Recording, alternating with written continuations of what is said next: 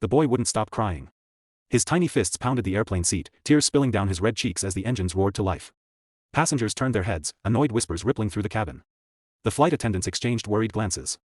Nothing soothed him, not toys, not snacks, not even his father's desperate attempts to hold him close. The man sitting beside the boy looked exhausted. His crisp, expensive suit was wrinkled, his watch gleamed with quiet wealth, but his eyes, those eyes carried a storm of helplessness.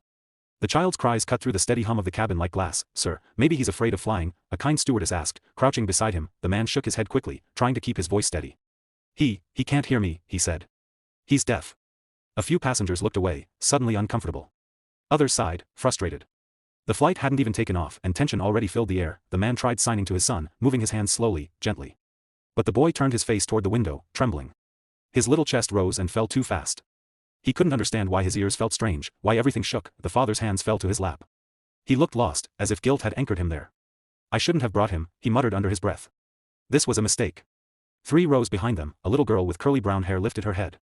She had been watching quietly, a stuffed bunny resting on her lap. She looked at the boy, then at her mother sitting beside her. "Mommy," she whispered, tugging on her sleeve, "I think I can help." Her mother frowned softly. "Sweetheart, they're having a hard time. Let's just," but before she could finish, the girl unbuckled her seatbelt and climbed down the aisle, her bunny dragging on the carpet. "Excuse me," she said in a small voice, stopping by the Millionaire's seat. "Can I talk to him?" The man blinked, startled. You know sign language?" She nodded shyly. "My big brother can't hear either. He taught me." The father hesitated, then gave a small nod, his throat tight. The girl crouched in front of the boy. He looked up, eyes wet and fearful. Her hands began to move. "Hi. My name is Lily. Are you okay?" The boy's sobs slowed. He blinked, confused, then lifted his trembling fingers. "I'm scared," he signed clumsily. "Scared of the noise?" She signed back, smiling softly. "It's just the plane. It's loud, but it's okay. You're safe." Something shifted in the air, like a thread connecting two souls who finally understood each other. The boy sniffled, wiped his face, and nodded. Lily giggled and showed him her bunny. "This is Mr. Floppy. He likes flying." The boy let out the tiniest laugh, a sound so faint, so pure, it made his father's eyes glisten. Passengers began to relax. A few smiled, watching the little girl make faces and gestures, the boy slowly mimicking her movements. The crying had stopped completely. The stewardess, who had been anxiously hovering nearby, leaned close to the father. "She's amazing," she whispered, but he could only nod, his throat too tight to speak. His son, his silent, bright boy, was finally calm. For the first time in years, he saw light in his eyes. As the plane climbed higher into the clouds, Lily stayed by the boy's side. She taught him the sign for plane, for cloud, for friend. They laughed without sound, a language only hearts could hear. The father watched, every emotion he'd buried rising at once. The guilt, the fear, the endless loneliness of raising a child who lived in a world without sound.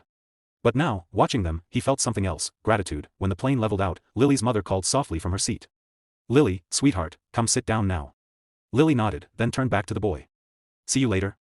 She signed that he smiled, really smiled this time. "Promise." She skipped back down the aisle, bunny swinging in her hand. The father reached out and touched her shoulder gently. "Thank you," he said, his voice trembling. "You don't know what you just did." She beamed up at him. He just needed someone to talk to. For the rest of the flight, the boy played quietly, occasionally turning to wave at Lily. Every time she waved back, his grin widened. Hours later, when the plane landed, passengers clapped out of habit. But this time, the sound felt different, warmer somehow. The father waited until the aisle cleared. Then he lifted his son, who was still holding Mr. Floppy. "We'll return this," he said softly, but the boy shook his head, signing gift. The man turned to find Lily and her mother waiting by the door. "Looks like he's made a friend," her mother said, smiling. The boy reached out and signed thank you. His small hands trembled with effort. Lily's eyes sparkled. "You're welcome." The man tried to hold back tears but couldn't. He crouched down beside his son and whispered, "You did so well, buddy." Then he looked at Lily and said quietly, "You reminded me something I forgot, that sometimes the smallest hearts speak the loudest." She tilted her head, not fully understanding, but her smile said it all. As they walked off the plane, the passengers who had once looked irritated now stood aside, smiling softly at the little girl who had calmed the storm.